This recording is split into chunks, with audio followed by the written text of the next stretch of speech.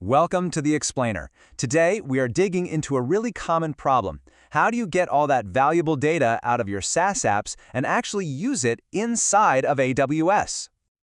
You know how it is, right? Your customer info lives in Salesforce, your marketing stuff is over in Marketo, and all your team chats are locked away in Slack. Each one is basically its own little island, a data silo. And when your data is all spread out like that, you just can't see the full picture.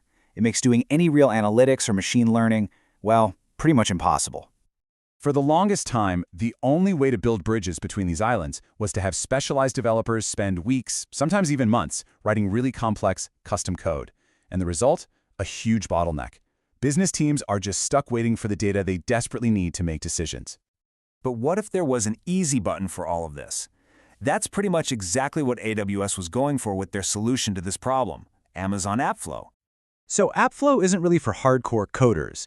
It's a fully managed point-and-click tool. It's designed for everybody, from the CRM admin to the business intelligence specialist, with the whole idea being to make data integration accessible to, well, everyone. Its number one selling point is just how simple it is. I mean, instead of writing page after page of code to handle things like authentication and data parsing, you're just clicking through a wizard. You can literally build a solid data pipeline in the time it takes you to go grab a coffee. And the way you pay for it is just as simple. There are no big upfront fees, no complex licensing. You just pay for the data flows you actually run and how much data you process. You know, when you compare that to building and maintaining these things yourself or paying for some pricey third-party tool, the savings can be absolutely massive. This simplicity really leads directly to business agility. So when someone from marketing has a new question, you don't have to tell them to get in line for a long development cycle. Nope, you can spin up a new data flow or just tweak an old one in a matter of minutes. You can go from idea to actually having the data at a speed that was just unthinkable before. But you shouldn't mistake easy for weak. AppFlow is built from the ground up to be both secure and scalable. It automatically encrypts all your data, whether it's sitting still or in transit. And for a lot of apps, it can use AWS Private Link, which, and this is a big deal, means your sensitive data never even has to touch the public internet. That just slashes your security risks. So what does one of these flows actually look like in the wild? Well, here's a super common setup. You see data coming from a source, like Salesforce, getting pulled in by AppFlow, and then dropped into an Amazon S3 data lake. From there, a service like AWS Glue can catalog it, which makes it immediately ready to be queried and analyzed with a tool like Amazon Athena. And getting this whole thing running is, no joke, a 5-step process right in the AWS console. You pick your source and your destination, decide if you want it to run on a schedule or maybe trigger from an event, map your fields, add a few simple filters if you need them, and hit Activate. That's it. It really is that straightforward. Okay, so AppFlow is fantastic for a whole bunch of different use cases, but let's be real, it's not a silver bullet. So the question is, when does this easy button approach start to run into trouble? What are those scenarios where you might start to push the limits of this really simple approach? You know, when do you need to reach for something a little more powerful? Well, the most common roadblocks are the hard quotas that are just built right into the service. For example, a single flow can only pull 100,000 records from ServiceNow at a time. Or, if you're streaming events from Salesforce, a big sudden spike in activity could overflow the 10 megabyte buffer, which means you could actually lose events. These are really specific limits you just have to know about. And beyond those hard numbers, you'll also hit a wall if the app you need to connect to just isn't on AppFlow's supported list. Or maybe your company's Salesforce setup is so heavily customized that the standard connector just can't figure it out.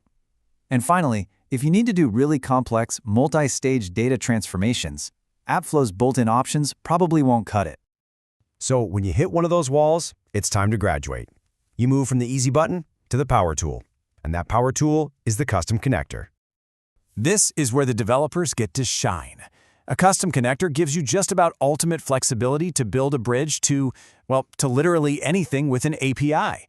We're talking unsupported cloud services, proprietary on-premise systems, even your own private internal apps. Now, the good news is AWS doesn't just throw you into the deep end here. They provide something called the AppFlow Custom Connector SDK in both Python and Java.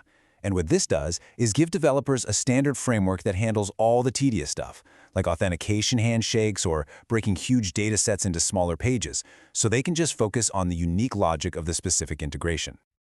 A developer's job here is basically to be a translator. They write the code that translates AppFlow's standard way of asking for data into the unique and, let's be honest, often quirky language of the target app's API. This means dealing with different data models, making sense of a bunch of different error codes, and, this is a big one, planning for API version changes so the connector doesn't just break in 6 months. It's all about building a bridge that's going to last. Okay, so we have our two options on the table, the easy button and the power tool. Now for the most important question, how in the world do you decide which path is the right one for your project? This table really just lays out the whole trade-off perfectly. With AppFlow, you're choosing speed and simplicity, and it's fantastic for standard use cases. With a custom connector, you're choosing near unlimited power and flexibility, but that comes at the cost of development time and, of course, ongoing maintenance. So, the guiding principle here is really simple. Start with the easiest tool that can get the job done. Always check if Amazon AppFlow can meet your needs first.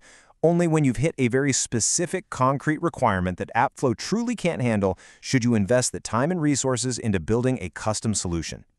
And that kind of leaves us with a really fascinating thought for the future, doesn't it?